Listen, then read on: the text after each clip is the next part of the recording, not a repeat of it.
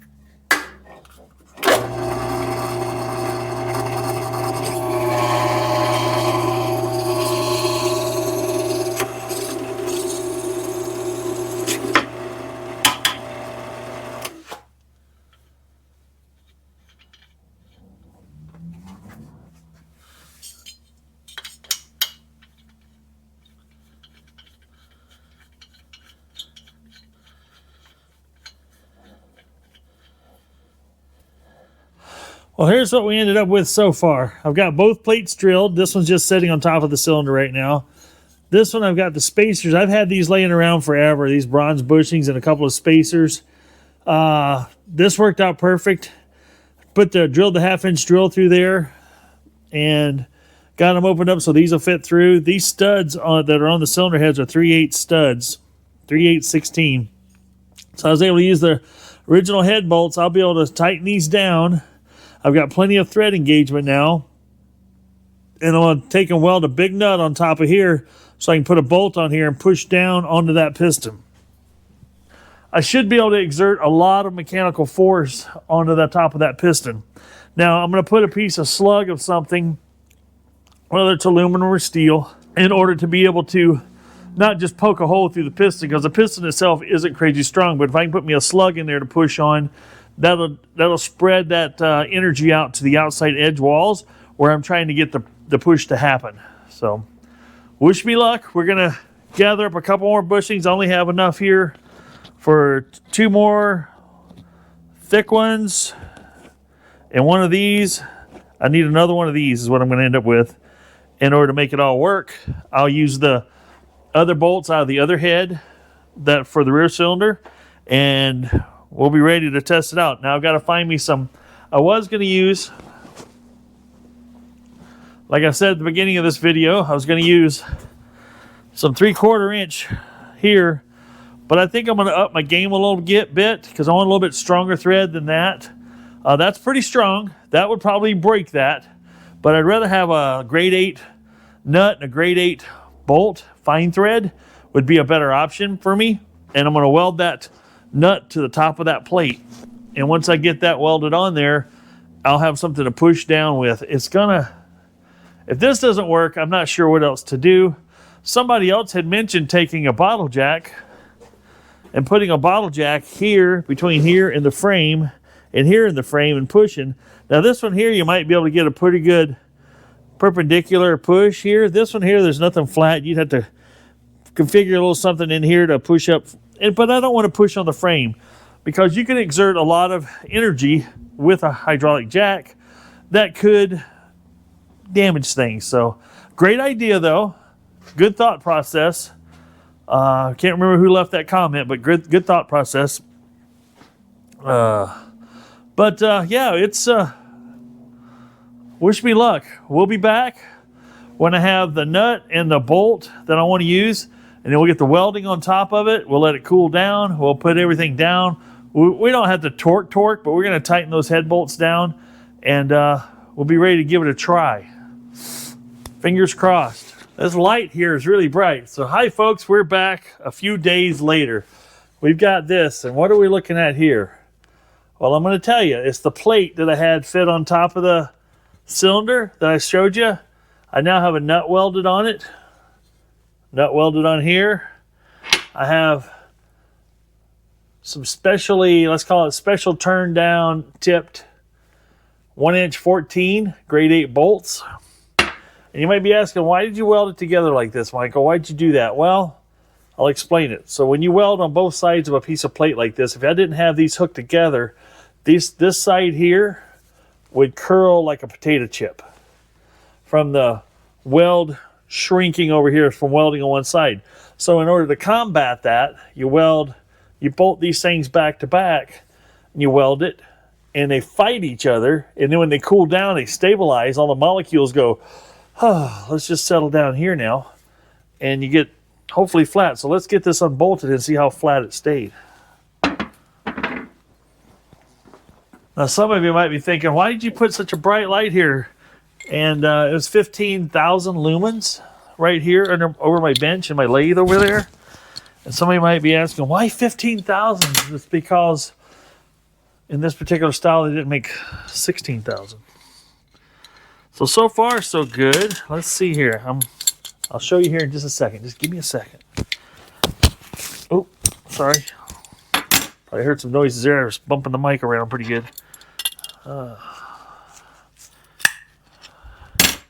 Because I expect it to curl some. It's just managing it. So far, got those 2 bolts loose, and it's looking pretty good.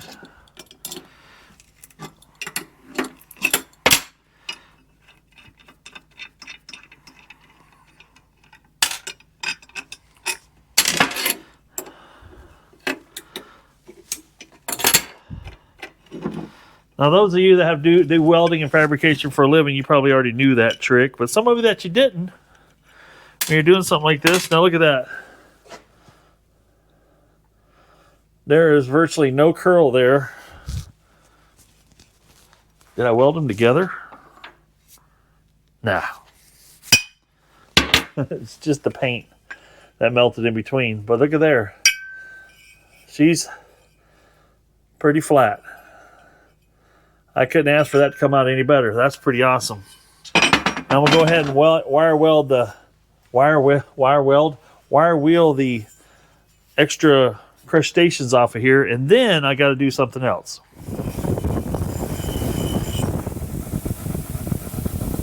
Now what I got to do next is when you weld on something like this, it shrinks it in. So there's no way that bolt would pass through there without hanging up. And don't make fun of my shirt, guys. I know this is kind of a loud shirt, but you guys know I wear Hawaiian shirts in all my videos. But this is one my sister-in-law gave me that actually has, oh, that won't fit that way. Okay, we'll have to do it the skinny way. It has all my dogs' face on it. So every dog I have, all 5 of them at the time, faces on this shirt. It's a place where you can get shirts printed with different things on it, and this has all my dogs.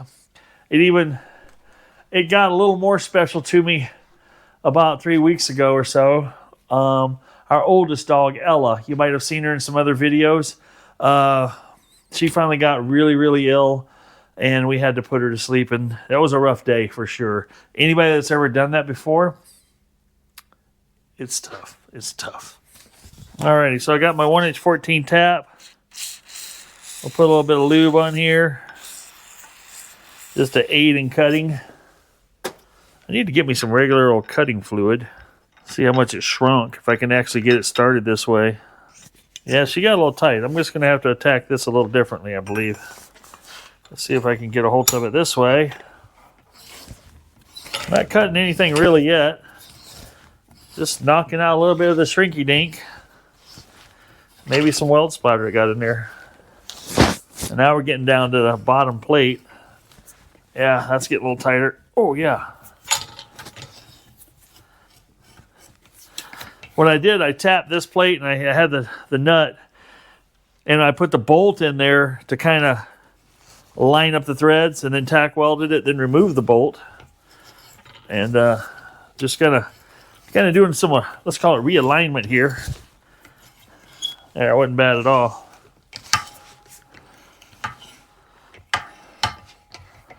But yeah, it removed a little bit.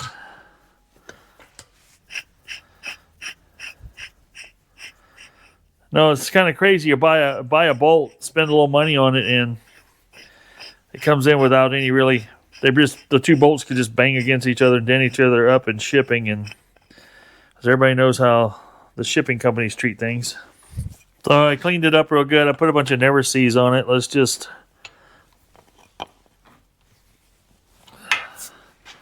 see if I can. I ran it through this nut before I welded, so everything was fine before. I think there's just going to be a couple little stiff spots, and yeah, we're good. Not going to cause me much issue with all that never sees in there. Nothing's going to get galled up on me, I'm pretty sure. I hope not. That's a lot of fleas on there.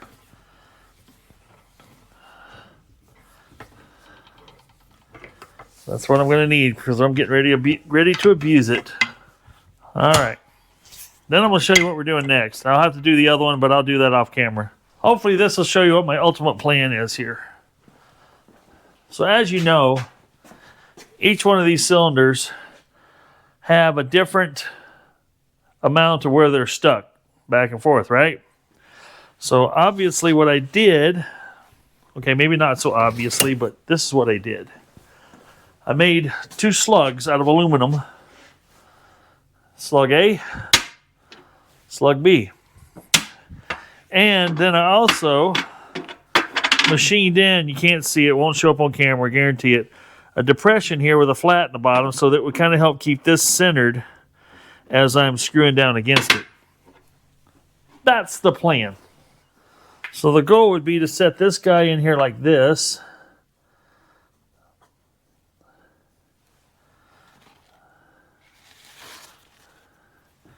And then be able to put this in here like so.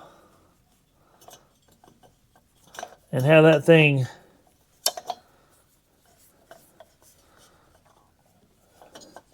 kind of stay centered up right there. So, okay, we got that started, right? And this is where my bolts and spacers come into play again. We'll put those back together. These are the original Harley Davidson head bolts. They're head nuts, actually. Act like a bolt, look like a nut.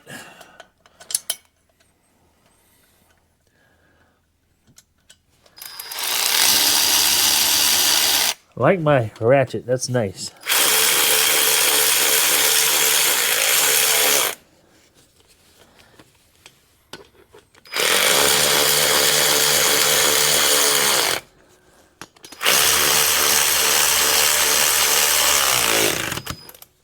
I'm going to have to put something in here to hold this up so it stays centered up for me.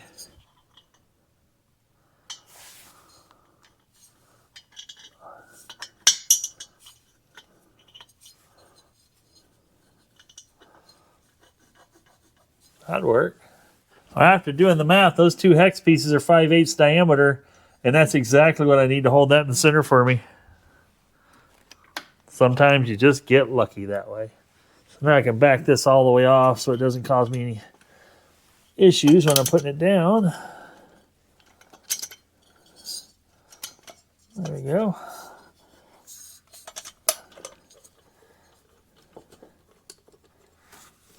I got really fortunate when I used that gasket to align it that I got everything, because I drilled these holes to 1/2 inch and these are 1/2 inch outside diameter on these nuts, and everything still lines up. Can't be mad at that.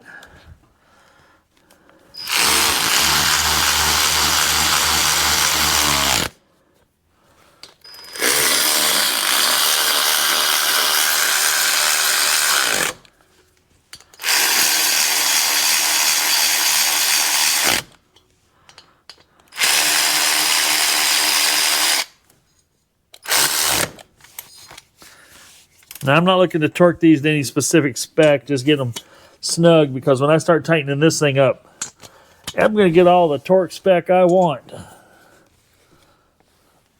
All right. Now I can actually turn this down against the piston. Just going to see what happens when I give it a little bit of snugging with the old crescent wrench here. I have no illusions that it's just going to come free so easy. Oh.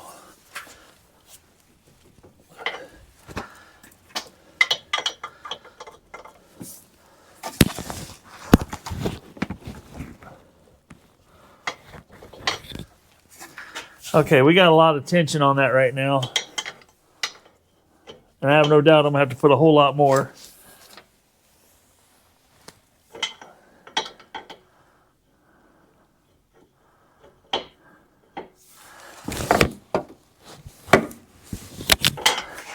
Now, what I do have soaking in here right now is Croil. It's I'll show you. It's a KROIL Croil Penetrant Original, formerly Aero Croil. This stuff's not cheap. For this 10-ounce can, was $24 or something at my hardware store. Very few places carry it, but so okay, we got that one done. We're gonna do the same thing to the back one here. Here again, I got a couple of nuts in there that'll hold that pretty much centered for me. So when I start it, it'll stay put. When I can put my pressure, everything's good. Well, something just happened, folks. I was just snugging this one down and getting ready to turn the camera on. And this one got loose. I had a lot of pressure on this guy. And it got loose. Let's see here. More tension there. Did things start to move? Something's moving or breaking. I don't know which. Yeah. We got movement. Good or bad? What do we got? Hey, hey, hey. Could it be? Yeah, see, now this one's loose.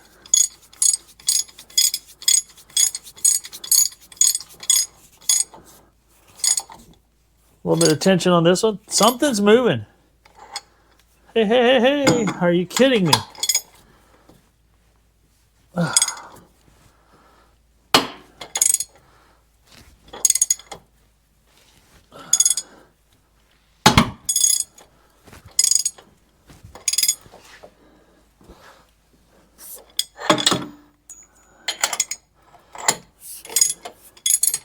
I can't tell. Well, this one keeps getting loose, so that means the piston's going down.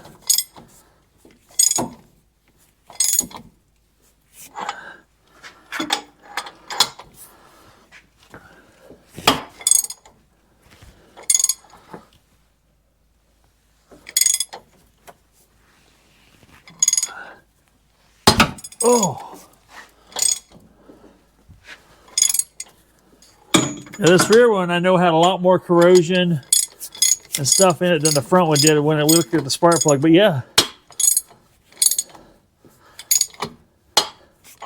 It's moving. Things are moving. Things are moving.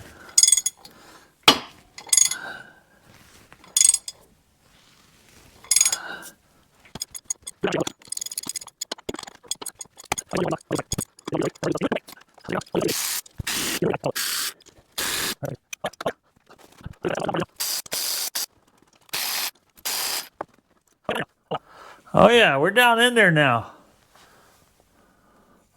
Oh wow.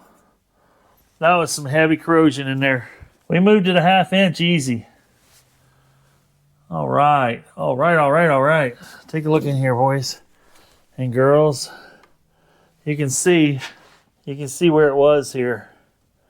And look at that amount of rust ring.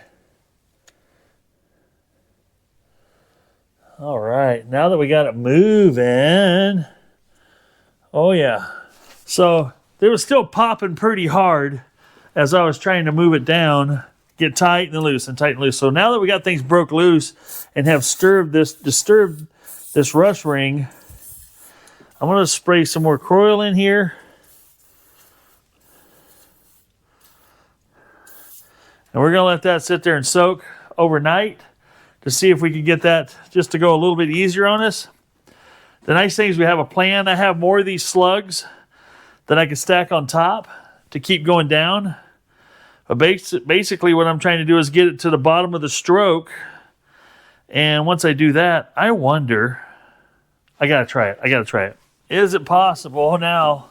I doubt it, but that's taking a lot of pressure to see if, yeah, see, I still can't move the cylinders with this big bolt here and pulling it down. So I got to keep forcing it down till I get to the bottom of the stroke and see if I can get them pistons off of there. I might have to actually raise things up a little bit. I don't know what I'm going to do, but the good news is it's moving. I'm excited about that. Now, I apologize if you're seeing this video in the afternoon. I know it's much too late. I am not going to put this apology at the beginning of the video, but it's Friday evening at 6:32. I need to get inside and we're going to eat supper, and then I want to get back out to this first thing in the morning. Get those jugs off is the goal, and then show you that. Then I'll close out this video because that's as far as we're going to get. And I want to, when I get them all the way off, we'll take another quick look at it. And then I'm probably going to have to clean up and examine those cylinders more, do some measurements on them, and then we'll determine what course of action we can take to see if we can have those cylinders bored oversized. The good news is those jugs aren't cheap. And if I can just bore them oversized, it's a lot cheaper than buying new. It saves me a lot of money. Then all I got to do is buy piston and rings and a top-end gasket kit. Oh, I can't tell you guys how relieved I am that I got it to move. That was a lot of effort, as it were, to create those little press devices, cylinder press devices, the way I did. But it worked, and it moved them. And when she popped, that felt good. But it's one of those things, what popped, what broke, it broke loose. All right. We'll be back in the morning. We'll continue to do what we're doing together, and then we'll see this all happen together. All righty, since we know the technique is working, let's go ahead and reassemble our little devices here. Well, some of you might be asking, why you got these spacers as you do? And it's because I actually screwed these in until they stopped on the stud, and then measured the spacer length and backed it off so it'd have like an extra thread or two is all. So I got maximum thread engagement going on here. Not always is there a method to the madness, but in this case there is.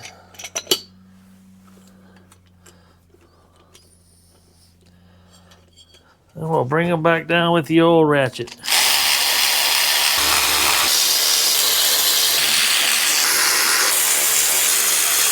Now we did spray some, now that we got it knocked loose, we did spray some more in there. I think I might have mentioned that last night. Let's get some tension back on it. Wow. Still very tight.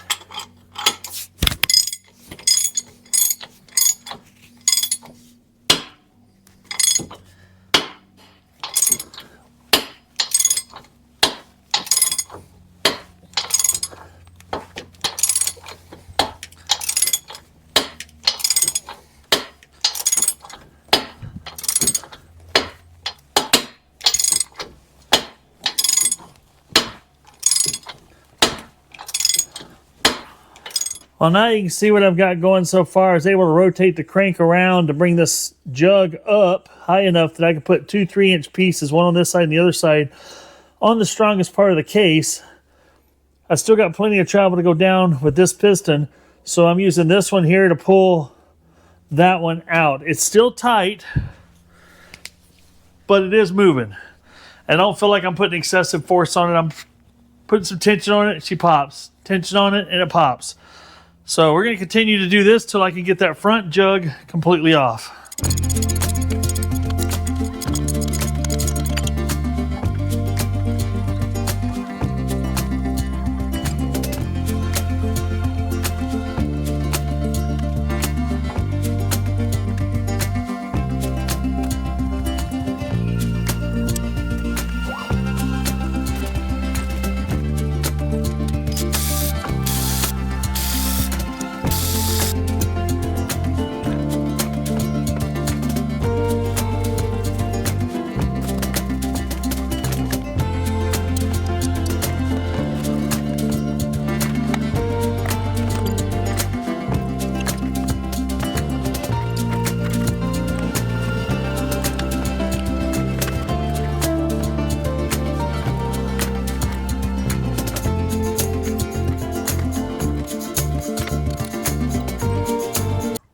I win!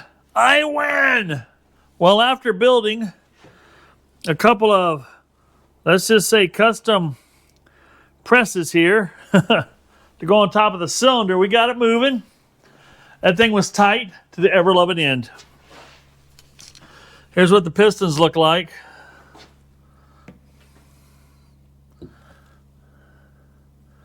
There's just amazing amount of corrosion between the rings. As you can see, it gets almost solid in spots where you just can't see any gaps. Some of the penetration was getting through, not a lot. Here's the cylinders. I don't know if we can get a good shot in here or not. But yeah, you can kind of see that rust is all the way down through there. Let me flip it over.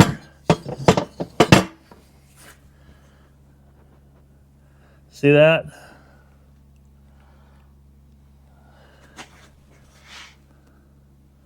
And there's the front cylinder. Same situation. It actually felt like the front was stuck more than the rear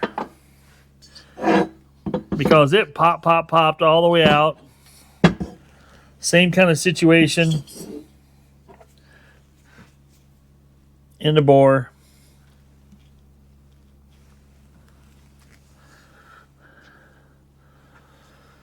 You got to remember there's O-rings here and here. Doesn't have a base gasket, it has an O-ring. So we'll have to remember all this stuff goes together. Now the good news is the crank in play feels perfect. It's where it needs to be, it's in spec. There is no side to side to speak of. And there is no up and down end play on either one of these connecting rods. There is a little bit of rust around here that we can clean up. That's not going to hurt anything. There's nothing down below. The bottom side is just completely clean. And there was just oil, like engine oil residue, still down around that area. So whatever got in these cylinders will always remain a mystery. But that's just amazing. So that was about the only way you were going to get that out. Like I said, this thing had been soaking for weeks. I had it soaking in that Croil for 48 hours or longer. And quite frankly, I'm not sure anything got past the cylinder walls, because when I had it lifted up and put my borescope in there, below the skirt of the piston was stone cold dry. The only reason there's any moisture down there now is because there was some around this top. And as I went down with the pistons, that came off. Or, you know, it laid some down in there. So the options are, let's talk about it. And this is where I want your guys' feedback on this. I found a place, and maybe you know other places. I found a place, it's called Hammer Performance in Idaho, that can bore these cylinders out. I ship the cylinders to them. They'll bore them out. They'll send them back to me. Their bore charge is, to bore them oversized, is $100 a piece. And then I got to buy pistons. And then I got to buy a top-end gasket kit. Or, so I don't know, I haven't priced pistons yet, but I did find a toll, let's call it a jug, cylinder piston ring kit off Dennis Kirk for the Evo motors, or the twin cam motor here. That will cost me $539 probably, plus shipping. And that gives me the new jugs, piston, and rings. Still got to buy the top-end gasket kit, which is about $99. So there is something to, maybe not keeping the original cylinders to the engine, but these engines are made different than they were in the 70s and 60s and all that stuff. More precision manufacturing has been involved, and replacement parts will fit without having seasoned jugs versus against or new jugs against a seasoned crankcase. That doesn't matter anymore on that. So I got never seized, ever sleazed everywhere. I tried to keep my hands clean as I was going, but I wanted to put it on those threaded bolts. That little contraption that I made to put the press on top of the cylinder and crank it down worked like a charm. Putting that 3-inch spacer plate on the crankcase and pulling that front cylinder out first worked. Then what I did is, when I got the rear cylinder down about 3 3/4 inches or a little more, it was basically the bottom of the skirt was flush with the bottom of the cylinder bore. I was able to put those 3 inches in the back and actually use the compensating sprocket and was able to pull it loose. It was tight, but it actually pulled it loose. There is no way you were going to ever get that engine freed up without doing exactly what I did. And I didn't have to cut the cylinders. I heard of other people cutting the cylinders off of it, and it's like, wow. So I didn't have to do that. At this point in time, I've got cylinders that are salvageable if I bore them oversized, that are original to the bike.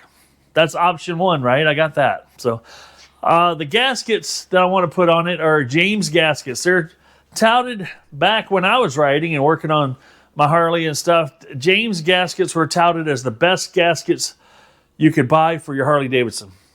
A James gasket kit. And you guys that still ride, have ridden, have worked on them, what's been your opinion? I haven't bought anything yet. I didn't know what damage I was going to have, what I needed to do. The heads are going to clean up perfectly fine. The heads weren't stuck. Let's put it that way. Well, I can get the valves out, relap the valves, get a little wire wheel action in there, clean them up.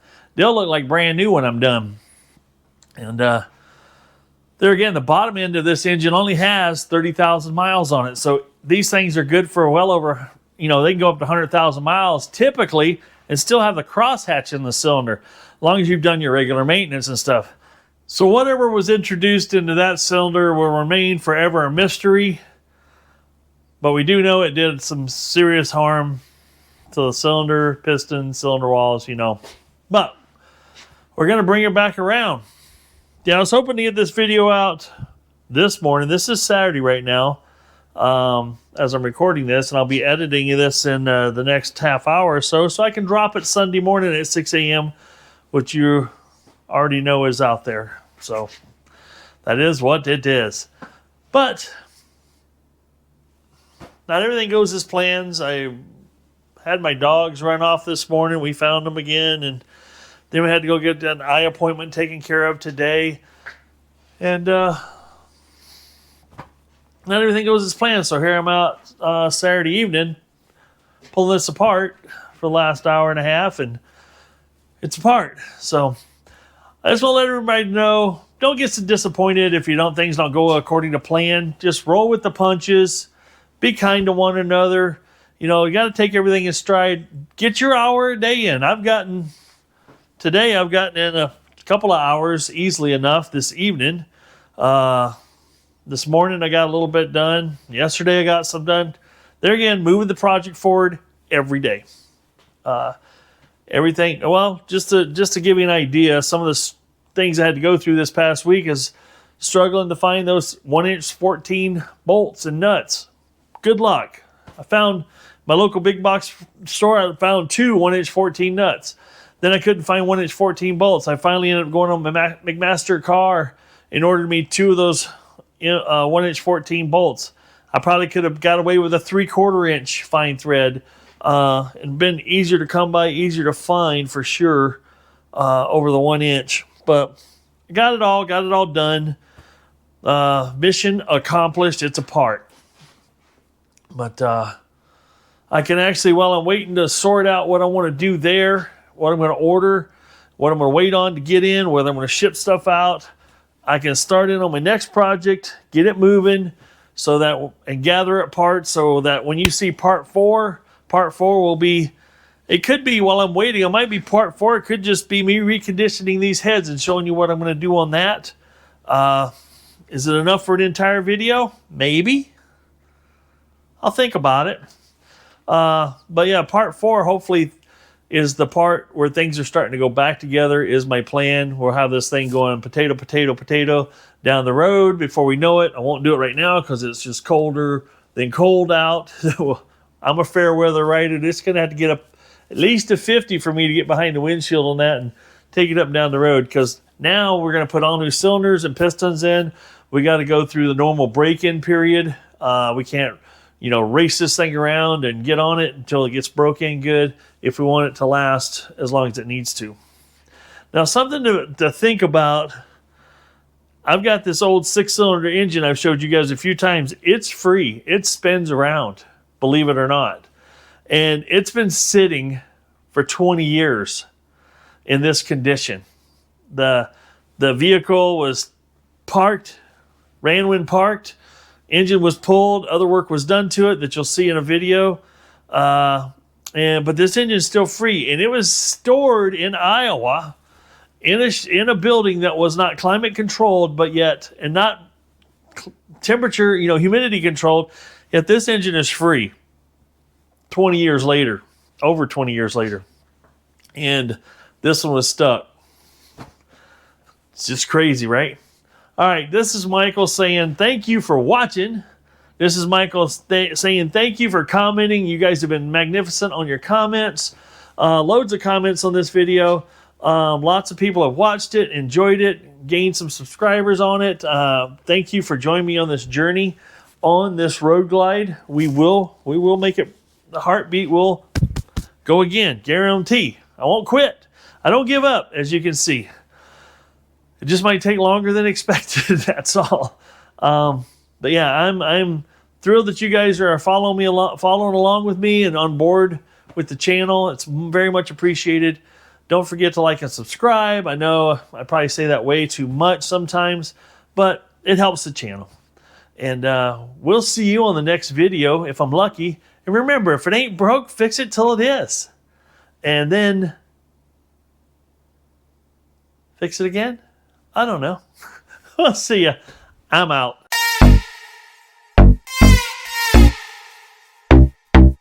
Feels good to win one. Really does.